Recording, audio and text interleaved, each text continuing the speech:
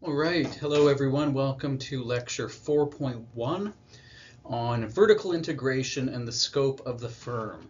This is going to be the first of 3 lectures on the scope of the firm. Let's dive in. So the first thing we're going to talk about is something called transaction costs. It may be a new concept for many of you. It's not generally studied even in a typical business economics course, but it comes up with some interesting implications for when to do things inside the firm and when to outsource them.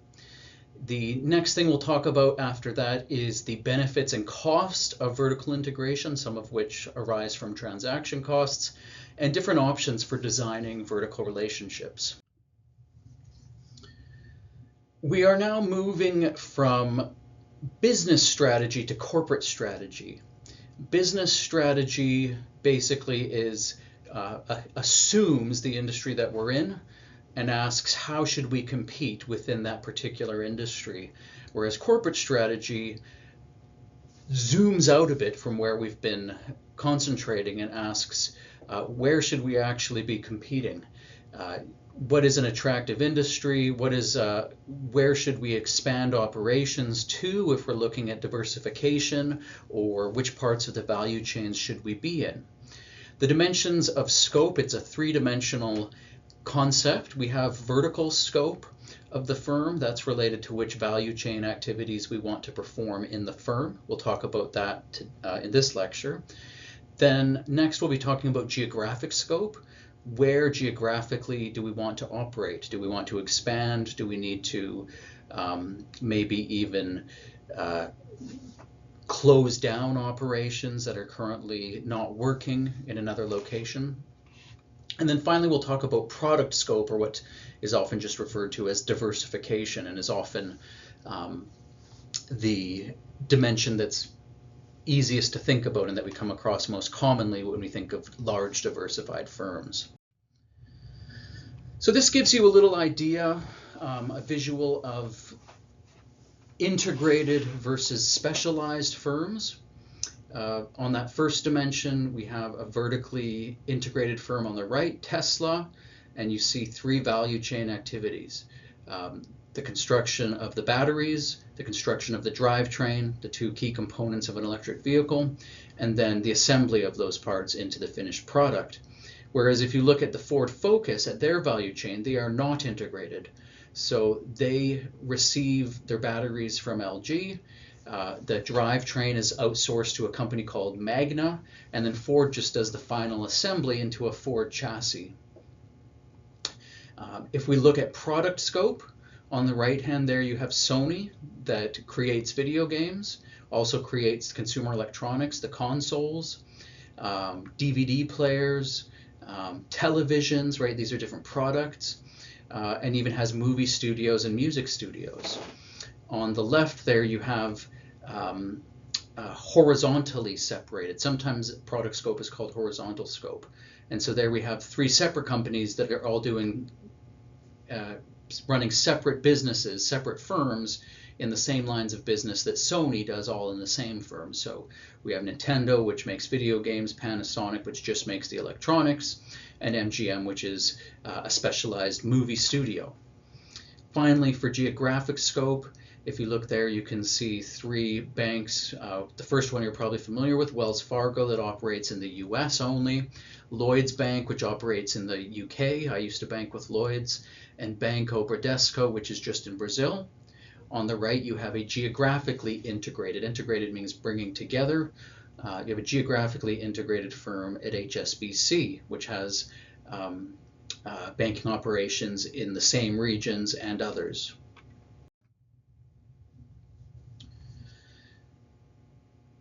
The scope and scale of US firms has increased greatly over time for reasons that are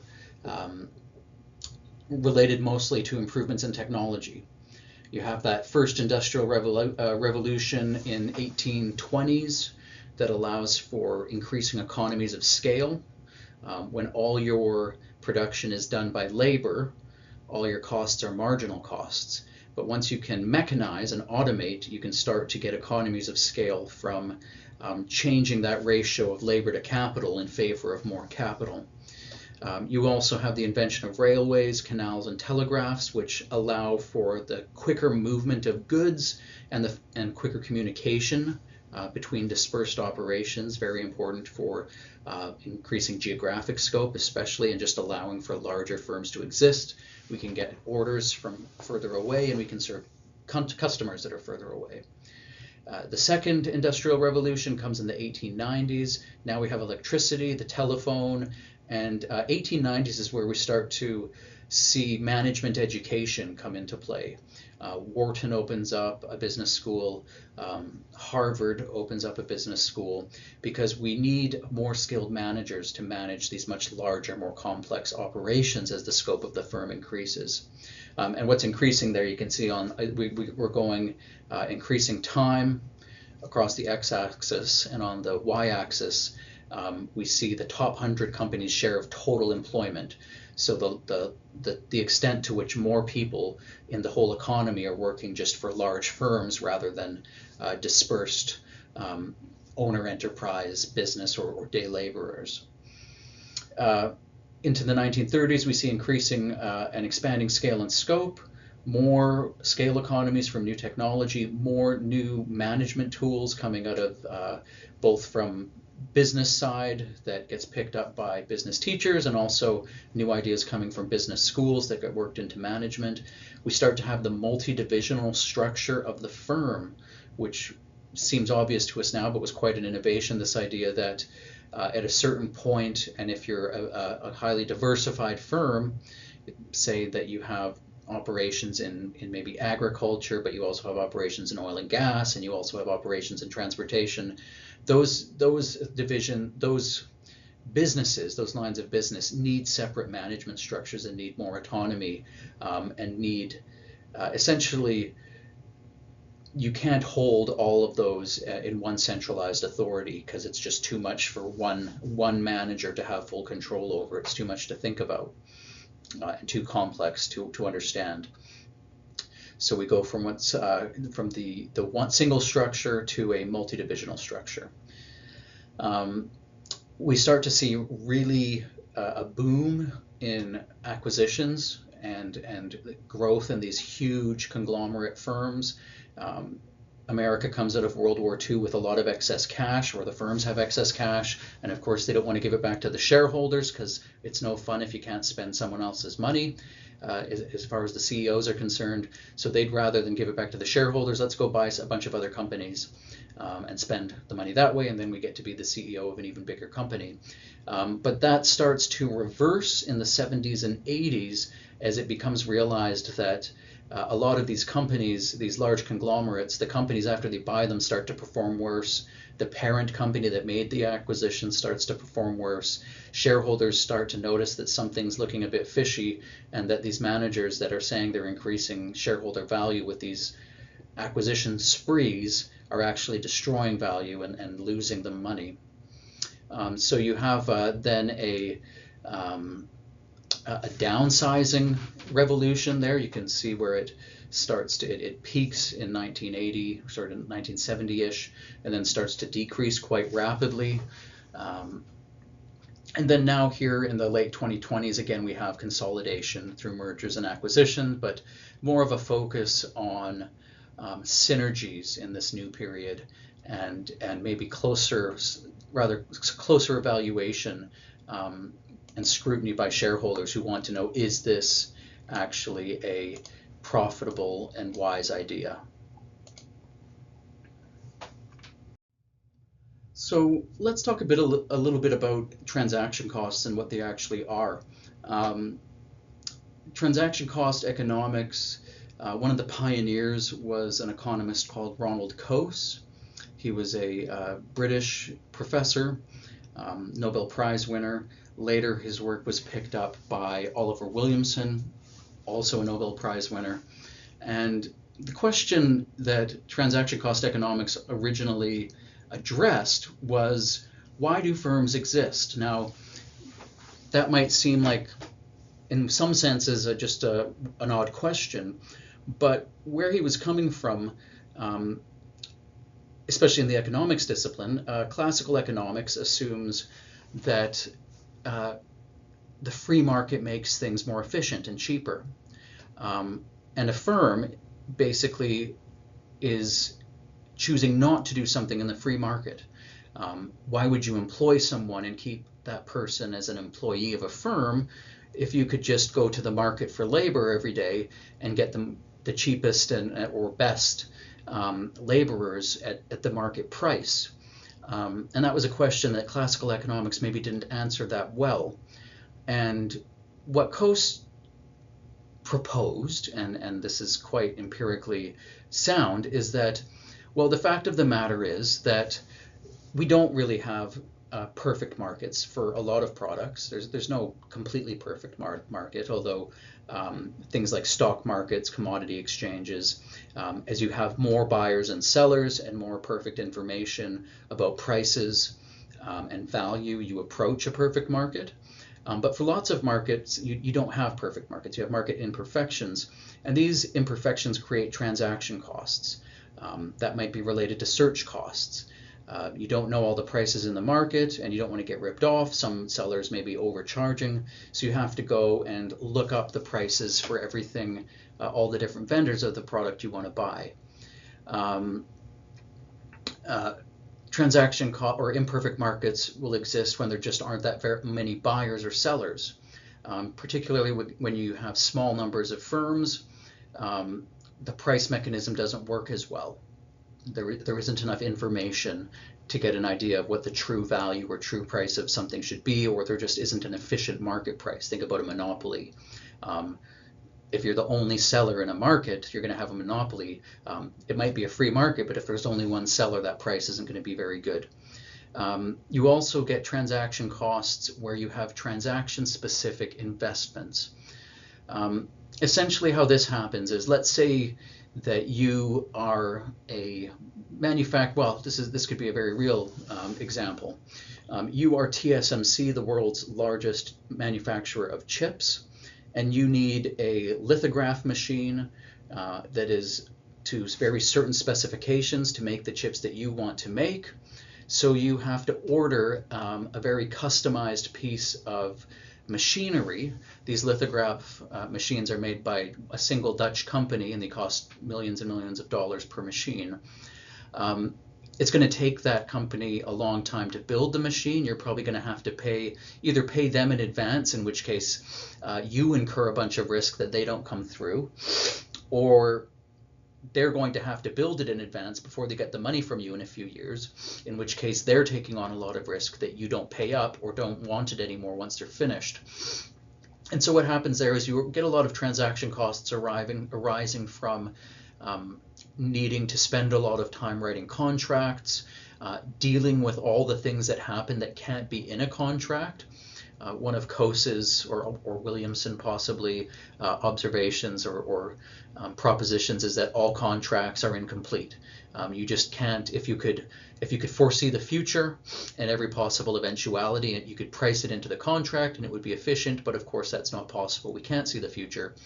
And so to the extent that you then have to spend time monitoring the contract or hashing out what to do when parts of the contract aren't met, that creates transaction costs as well. Or if you have to, well, this brings us to our next point here. Opportunism can also create transaction costs. The possibility that you will be screwed over is why we have contracts. Opportunism means taking advantage of someone in a way that is deceitful, basically, to benefit yourself. And so when if you go to buy a house, for example, from someone, it's a big expenditure. You will have a contract. You'll have to, because you don't want anything funny. You don't want them to misrepresent the house that you're buying. They don't want you to all of a sudden turn around just before you close and say you'll only give them $20,000 less than you'd agreed to. So you have to hire lawyers to get in there now and do a contract for you, and as you will find out, lawyers are very expensive. That adds to transaction costs as well. Taxes and regulations. If you're paying tax on all your market transactions, that can also become a very obvious transaction cost that you have to pay. So firms exist according to transaction cost economics because you then avoid all these transaction costs. You're not conducting an exchange in the market. You're not buying labor in the market. You hire employees instead. You're not buying your manufacturing capacity every day. You buy equipment and capital and own it as a firm. You don't have to hire someone to keep your books every day to do your accounting later on. You hire accountants and bookkeepers within the firm. And so it explains why the firm exists. And transaction cost economics essentially, now this only shows one side, the transaction cost side. There are costs to doing business in the market, the free market. The flip side of that classical economists already knew was that there are costs to doing something in a bureaucracy or an organization. People don't have as strong incentives if they're on a full-time employment contract or if they're an internal customer. If you have, wherever you work, if you've worked before, you may find that the people who you need things from at work aren't as responsive as the person who you're paying to do your taxes, or someone who you have a market relationship with, right? You get great customer service when you go to Chick-fil-A, but maybe the cook, if you're working at Chick-fil-A, that person is giving maybe poor customer service to his or her colleagues because the incentives just aren't there. They're not the same in the market, and the reason the incentives aren't the same is because there's competition. If you work at a firm that hires or that staffs lawyers in the firm and you need some legal advice in the firm, well, they might take their time getting back to you. I used to find this when I worked in banking, and the reason, of course, is there's no competition. They're unlikely to lose their job unless they're grossly negligent. Whereas if I went to third-party lawyers outside my company, I would get emailed back any time of the day, so to speak, midnight, whatever, because they wanted my business and they could bill by the hour, and they knew if they didn't answer me and get the money, someone else might answer me first with a better answer. The other rationale for vertical integration is the coordination capability. If quality is a key consideration, or the ability to closely monitor what's going on with the work, then integrating or bringing those activities inside the firm is going to be beneficial. It's harder to, if you hire a contractor to do a job, you're probably not going to spend all day looking over their shoulder. You just pay them based on whether they did what you asked or not.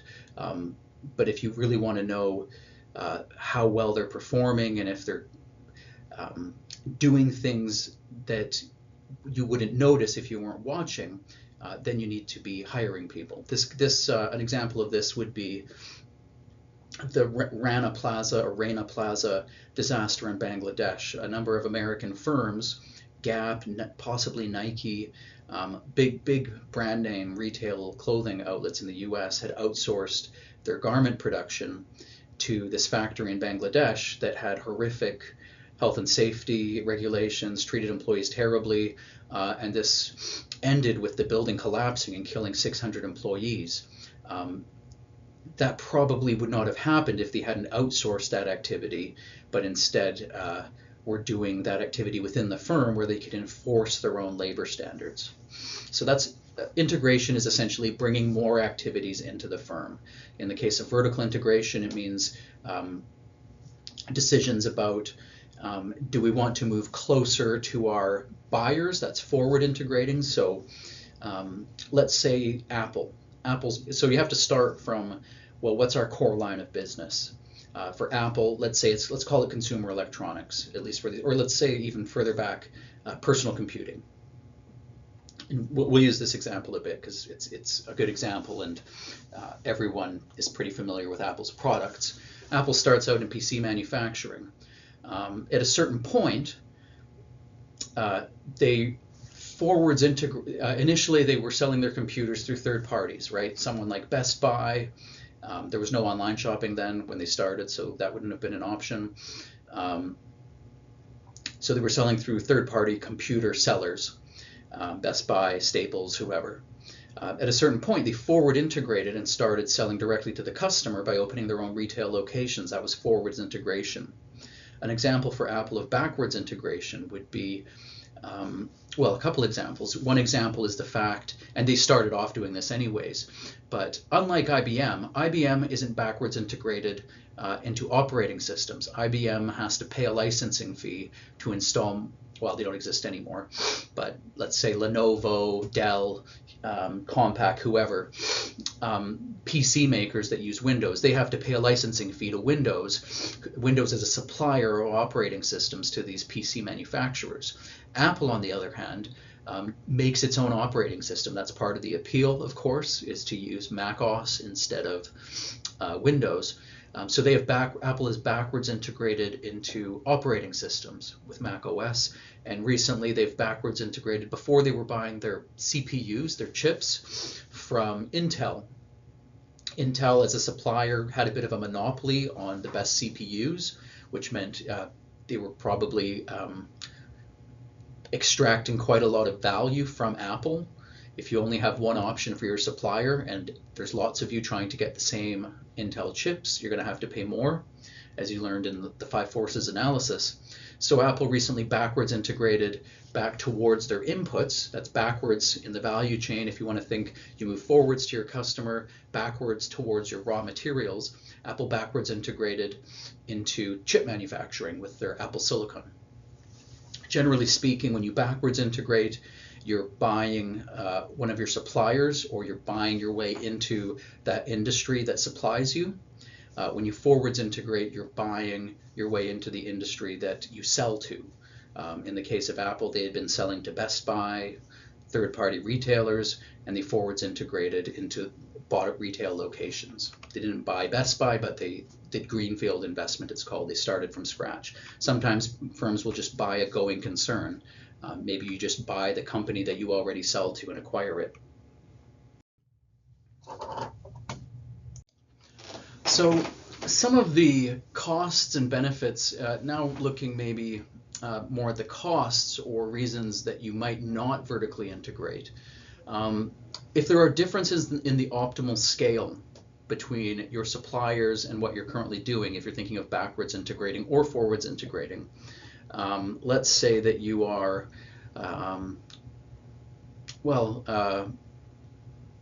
I like to use the example of Amazon. Amazon is backwards integrated into, or forwards integrated as well, I guess, forwards integrated into delivery services. They have their own vans, they have their own fleet. Would it make sense for Amazon to backwards integrate from delivery into making vans? Well, probably not, because companies who make vans operate at a very high scale of economy, and they don't need enough vans to justify that kind of integration. So, sorry, my phone's ringing. Maybe one of you guys. So it wouldn't make sense for Amazon to backwards integrate into making vans for their fleet. It just wouldn't be cost effective. It's still cheaper to let someone else make the vans and just buy what you need. Apple, there was a question over whether Apple had sufficient economy of scale to justify backwards integrating into chips. Turns out, at least as far as they were concerned, they did. Now, we don't know how profitable that part of their operation is, but Apple is doing very well. They're not having any problems since they started making their chips. So presumably the similarity of scale in their case was sufficient. Other costs of vertical integration, it sort of spreads you out over more value chain activities, so it can inhibit the development of distinct capabilities. Now you're not just, let's say, marketing and selling in retail, you start making your own clothing. Now you're having to try and juggle 2 activities at once that can be quite different. It can be difficult to manage multiple stages of the value chain as your company becomes more complex, more employees, maybe more locations.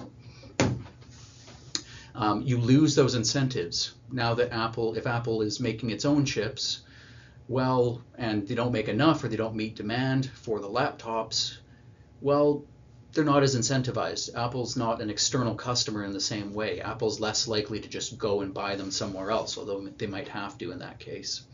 It also limits flexibility in responding to demand fluctuations. If all of a sudden Apple's laptop sales crash, well, now they have two lines of business, both the laptop sales and the chip manufacturing, that are both going to suffer. And that's quite important in a business where, like with chip manufacturing, scale is really important. You have those fixed costs that you're incurring whether or not you're at full capacity with chip production or not. It also limits your flexibility in responding to changes in technology. Apple is now married to this M3 chip architecture. One of the first things I noticed when when Apple switched from Intel-based chips to Apple Silicon, a lot of my favorite computer games I can't play anymore. There's less flexibility there because they've chosen a particular path. If a new chip technology came out from Intel or NVIDIA, Apple would struggle. They'd have to either buy from a third party as well as their own suppliers, or abandon it, or just not have that feature. That compounding of risk is what we were talking about there. You now are exposed to risk in more stages of the value chain. If all of a sudden the price of rare earths goes up and you've internalized your battery production, well, now you're exposed to the price of those rare earth minerals as well as the price of your manufacturing of laptops, etc. So this slide gets at some of the considerations when we talk about vertical integration. First one, how many firms are in the adjacent stage? If there is lots of firms, there's probably something closer to approximating a efficient market. So less advantageous to be vertically integrating, whether that's forwards or backwards. Are transaction-specific investments necessary? Transaction-specific investments are one of the key drivers for vertical integration. It creates problems to do with opportunism and contracting, and the risk involved in mutual losses if one partner defects and abandons the transaction. If the supplier is creating something tailored, a transaction-specific investment that's needed for their buyer, and all of a sudden the buyer decides they don't want it, or they decide they're going to lowball them on the price, that creates a lot of risk, and that risk has transaction costs that are devoted to mitigating that risk, things like contracting, lawyers, monitoring, etc. Is the information evenly distributed across the stages? The greater the information asymmetries, the greater the advantages of vertical integration. Think about things like search costs. If I can't find an efficient market price, and this kind of ties to the first point here, or if I don't have adequate information about and need information about your performance in meeting our contract, that's hard to get. It's not, you're able to hide that information from me, or it's hard to monitor. Again, vertical integration will be more advantageous. Similar scale between the two stages. The greater to the dissimilarity, the less advantage is vertical integration.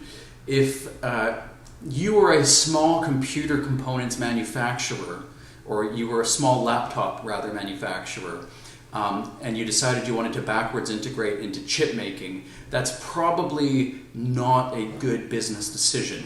First of all, you probably don't have the resources to do so. Chip manufacturing is extremely capital intensive. And secondly, you wouldn't be able to compete on you wouldn't have the economies of scale from your own needs that are necessary. Taiwan Semiconductor Manufacturing makes the chips for almost every chip maker in the world. Intel has tried to backwards integrate, and actually that's been very unprofitable for them because they just don't have the scale necessary or the capabilities to do it. How strategically similar are the two stages? That's also very important. I can't think of any firms that are backwards integrated all the way into, say, mining or natural resources. So even Ford, for example, is not going to backwards integrate into making raw steel or steel beams, and even less likely is it that a steel company, U.S. Steel, is going to backwards integrate into mining. Mining has a very different risk profile, requires very different set of capabilities. So again, there's going to be a poor strategic fit there. Do the capabilities in the adjacent stage need to be continually upgraded? Basically, is it a stable industry or industry that's rapidly changing? If it's going to need to be, if it's rapidly changing, it's going to be harder to backwards or forwards integrate into that industry because you're already monitoring what you're doing in your core line of business. Inevitably, whatever you backwards or forwards integrate into, you're going to have less resources across those two operations. Again, with chip manufacturing, TSMC invests a lot of resources maintaining the most up-to-date, technologically cutting-edge manufacturing processes. It would be very hard to be both a designer of chips and a manufacturer, which Intel is currently finding out to its disadvantage, versus NVIDIA and AMD, which have just really stuck to their knitting with chip design and let TSMC handle manufacturing and process efficiency.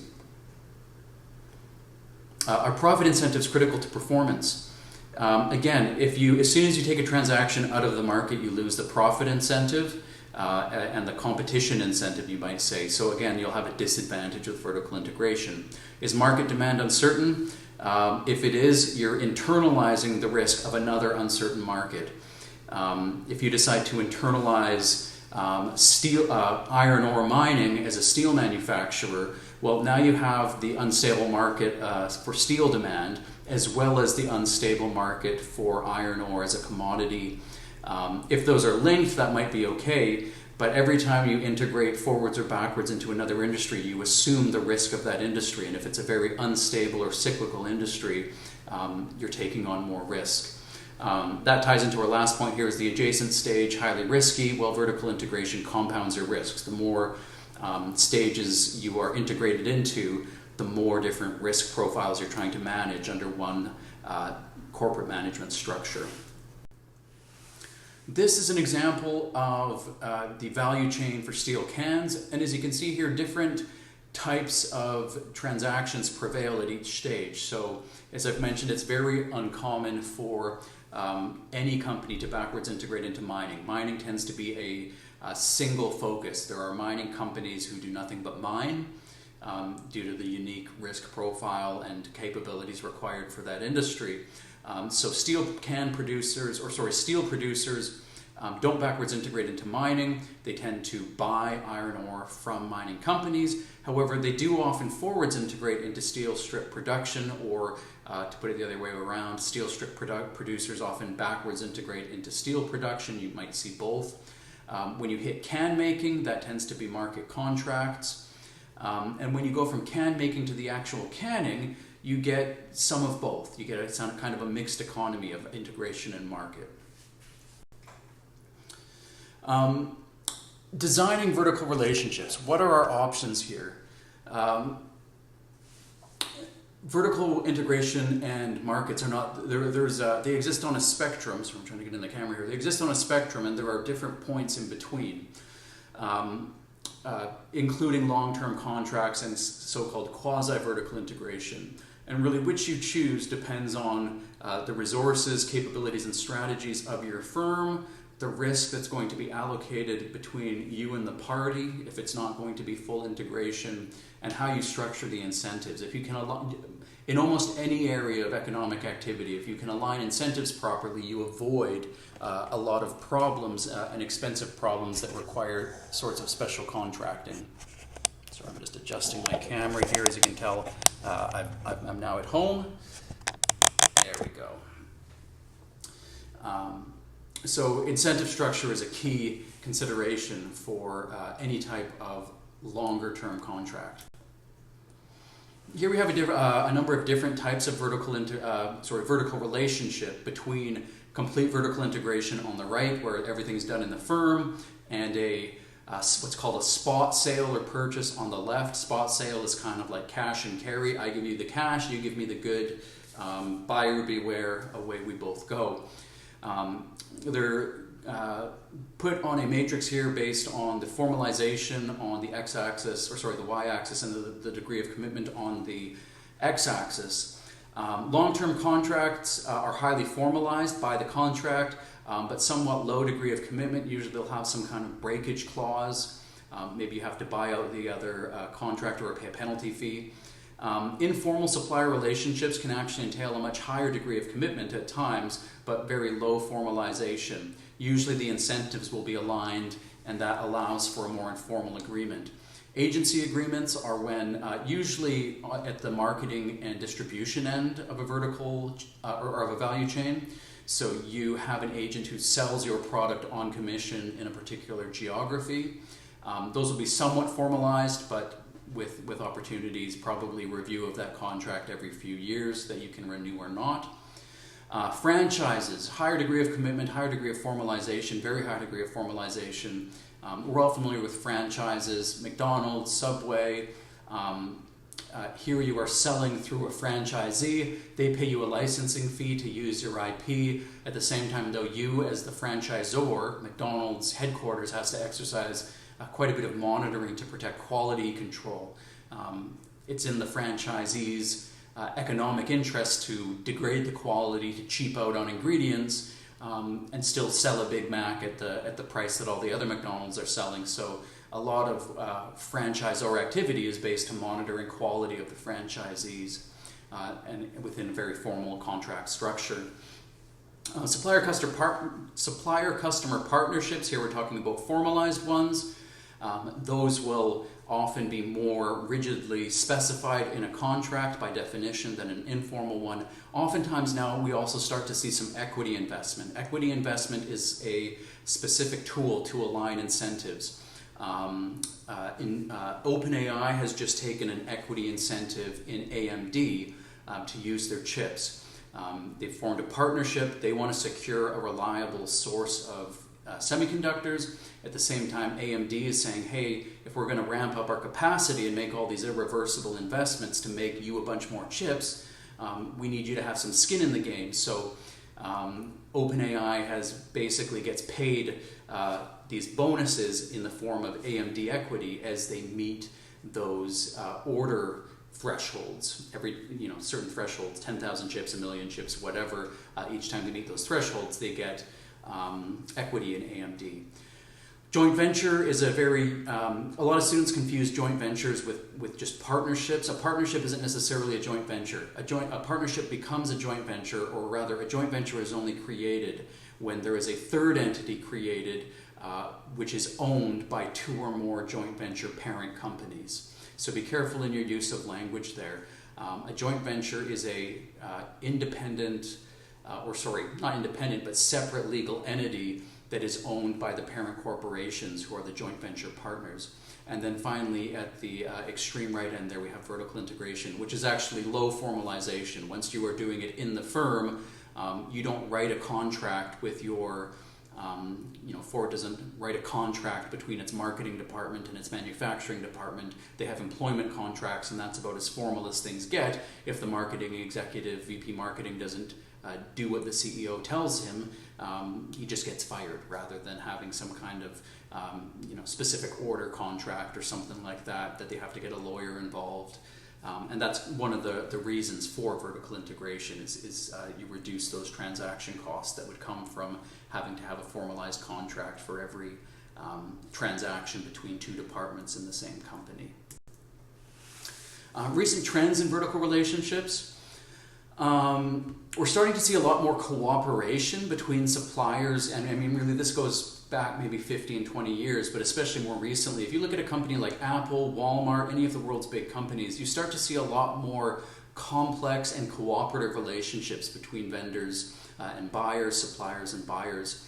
A lot more outsourcing. We call it finely sliced value chains. If you look at Apple's value chain for the iPhone, they have dozens, if not hundreds of partners, all with varying degrees of formality and commitment that each produce different parts and also activities, including assembly, etc., in the iPhone value chain.